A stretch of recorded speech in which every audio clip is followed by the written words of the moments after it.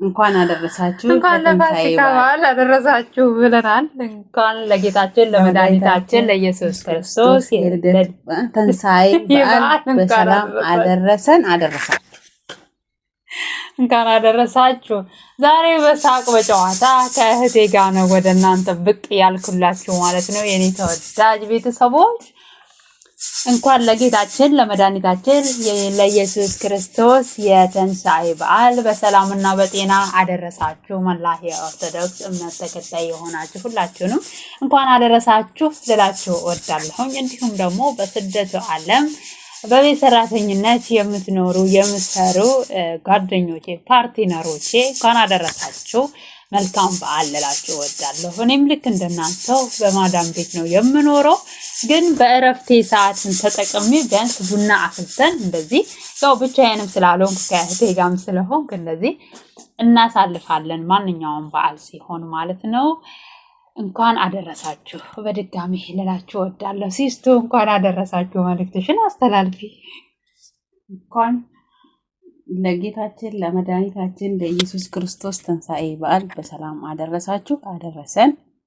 ውድ የተከበራችሁ የዓለም ፋሚሊዎች አይ ላቭ ዩ እንኳን አደረሳችሁ።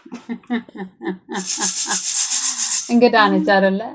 ለዩቱብ መንደር እንግዳ ነች። ለዛ ነው እንደ አይናፋርነትም ጀመርመር አደረጋት ማለት ነው። እንኳን አደረሳችሁ። በዚሁ እንኳን አደረሳችሁ መልእክት አያይዤ ለፓርትነሮቼ አንድ ሁለት ነገር ልላችሁ ወደድኩኝ። ዛሬ በዓል ነው። በበዓል ወቅት ሁላችንም ጋር ያለ ስሜት ሁላችንም በተለይ በአረቡ ዓለም በሰው ቤት ስንኖር ያለ ስሜት ነውና እናመሰግናለን። ማርዬ እናመሰግናለን። እግዚአብሔር ያክብርሽ። ደጊ ተመንደጊ ደጊ ድቅ በይልኝ እኔ ማር እና በሰው ሀገር በሰው ቤት ስንኖር ከቤተሰብ በተለይ ተነጥለን ስንኖር አለ አይደለ? እዚህ ጋር ብዙ የሚረብሸን ብዙ የሚሰማ ስሜት ብቻችንን የመሆናችን ከቤተሰብ ጋር ያለ መሆናችን ብዙ አይነት ስሜቶች ይሰሙናል እና ያንን ነገር ደግሞ ነገ መልካም ይሆናል፣ ነገ ወደ ሀገሬ እገባለሁ፣ ነገ ከቤተሰቤ ጋር ሆኜ የማሳልፍበት ቀን ይመጣል ብለን ማሰብ እና ነገ ወደ ቤተሰቤ እገባለሁ፣ ነገ ሁሉ ነገር ደግሞ መልካም ይሆናል። ለዓላማ አይደል የወጣ ነው። ለዓላማ እስከ ወጣን ድረስ ዛሬ ያሉብንን ቻሌንጆች ዛሬ ከሰዎቹ ጋር ሊሆን ይችላል፣ ከሰራተኞች ጋር ሊሆን ይችላል።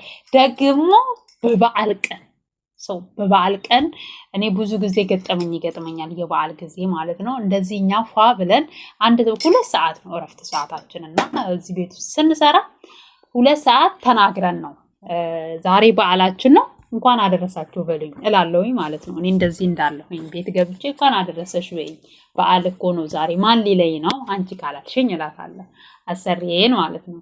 ይሄንን የማደርገው ለምንድን ነው? እንዳልጠራ ነው። ቡና ስጠጣ እንዳልጠራ ይሄንን ታክቲክ እጠቀማለሁ ማለት ነው እና ይሄንን ተጠቅሜ መጥቼ ቁጭ እላለሁ። በዚህን አጋጣሚ ደግሞ ጀረስ ሊደረግ ይችላል፣ እንግዳ ሊመጣ ይችላል። ያንን ነገር አቋርጠን ወደ እንግዳ ማስተናገዱ ወይን ወደ ነገር መስራቱ ነው የምንሄደው እና የዚህ ሰዓት ምን አይነት ስሜት ይሰማናል? ወይኔ አገሬ በሆንኩኝ ከቤተሰቤ ጋር በሆንኩኝ የሚል ስሜት ነው የሚሰማንና ያንን ስሜት ሀገራችን መቼም ነገ እንገባለን በተስፋ ዛሬን ያደረሰን እግዚአብሔር ይመስገን። የነገን ደግሞ ፈጣሪ ያውቃል። ነገ ሁሉ መልካም ይሆናል በሚለው ነገን እያሰብን ዛሬን ደግሞ ቀለል አድርገን ማሳለፍ ነው እላችኋለሁ የኔ ተወዳጆች። እንግዲህ ቡናው ፈልቷል። እንግዲህ ሲስቱ ካነች ዛሬ ቡና የምታፈላው እኔ እንግዳ ነኝ አሉ። ዛሬ እንግዳ ነኝ ለዚህ ቤት ማለት ነው። እንግዳ ነኝ። እንግድነት ተጠርቼ ነው እንግድነት ተጠርቼ ነው የመጣሁት እላችኋለሁ የኔ ውዶች። እንግዲህ እህቴ ዛሬ ከቡናውም ከምኑም ምሳ ደግሞ ሳናመጣ ምሳውን እንግዲህ በልተናል። ቁርስ ስላልበላን እዛው ኩሽና ውስጥ ነው የበላነው። አይ እዚህ ጋር ቀረብረብ እንደው ፋፋ ማድረግ ነበረብን።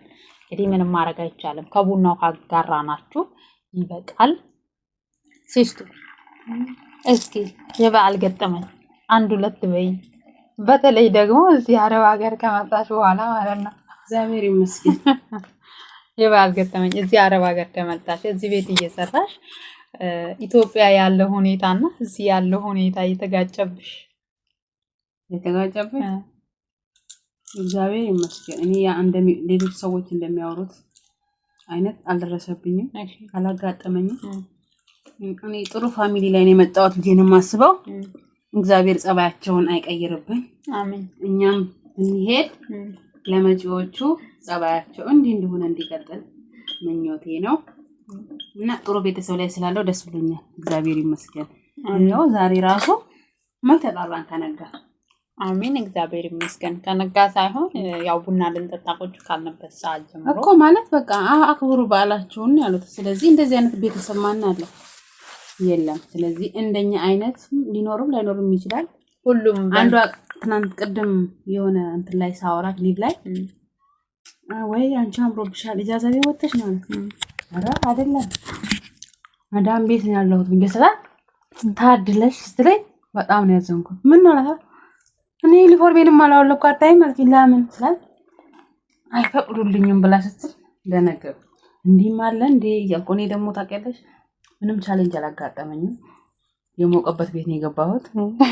ስለዚህ ፈጣሪን አመሰግነዋለሁ። እንደኔ ያለ መዳም ይስጣችሁ። አሜን። እናመሰግናለን። የሞቀ ቤት ስትይ ምን አይነት ቤት ላይ ምን አይነት ቤት ላይ ስራው እንዳለ ነው። ብትደክሚም ምንም ብትይ እሱ ችግር የለውም። አገርሽም ደክመሽ ነው ቢሮ ሰራተኛ ብትሆኚ ጠዋት ተነስተሽ ቁርስ ሰርተሽ ቤትሽን አጽድተሽ በቃ ትዳር ካለሽ ለባልሽ ለልጆች ምናምን ነው ልጆች ትምህርት ካለሽ ምናምን ከዛ ላይ ተነስተሽ ያ እንዳለ ነው እዚህ ያ አሁንም እዚህ እንዳለ ነው። ስራዬን እሰራለሁ። ዛሬ ግን በዓል ነው። በዓሌን ማክበር አለብኝ ብዬ ስላቸው በቃ የሚያስፈልገው ነገር ያዙኛል፣ እሰራለሁ። ቤቴም ቢሆን ይሄን ነገር አደርገዋለሁ። ስለዚህ ቀላል ነው። እግዚአብሔር ይመስገን። እግዚአብሔር ይመስገን። አይ ጥያቄን አልመለስሽልኝ በአግባቡ። የሞቀበት ቤት ላይ ነው የመጣሁት አልሽው። የሞቀበት ቤት ስልሽ ግራ አላጋባኝም። እህቴ ቀድማኝ እዚህ ቤት ስለነበረች ቤቱ ተሟሙቆ ምንም ችግር የለም። የሞቀ ቤት ነው ሰተት ብዬ የገባሁት ማለት ነው። እኔ እዚህ የገባሁት ግርግራ ብቻ ነው። ምን ግርግራ ማለት በጣም ማቀስበት የነሱ ግርግራ አይመቸኝም። ከዳን አለው እኔ ደግሞ ከላይ ቡል ለማለት ነው ደስ የሚል። እሱ ነው ከግራ የገባሽ? ግራ ገባኝ። እሱ ይዤ ነው የገባሁት።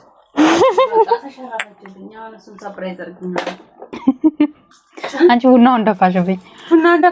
አረቃስበኝ። ቡናውን ደፋሽብኝ። አይ ታይ ምን አለ ምን መሰለሽ አያት እናት ልጅ ይባላል።